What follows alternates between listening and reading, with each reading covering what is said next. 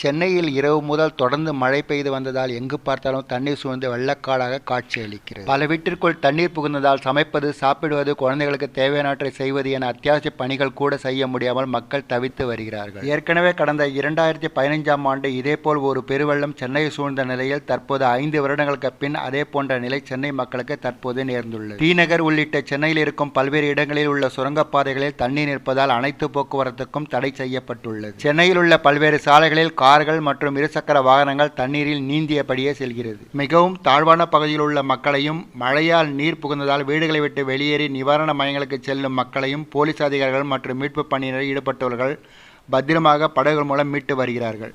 எழுந்து நடக்கக்கூட முடியாத மூதாட்டி ஒருவரை மீட்பு பணியில் ஈடுபட்டவர்கள் பத்திரமாக மீட்டு வருகிறார்கள். பல பகுதிகளில் பேருந்தின் பாதி அளவு நீர் எட்டியுள்ளது. அதே நேரம் இந்த இடங்களில் கார்கள் மற்றும் இருசக்கர வாகனங்கள் சென்றால் மூழ்கிவிடும் அபாயம் உள்ளது. சென்னை வெள்ளத்திலிருந்து மக்களை காப்பாற்றும் முழு முயற்சியில் தற்போது தமிழக அரசு இறங்கியுள்ளது.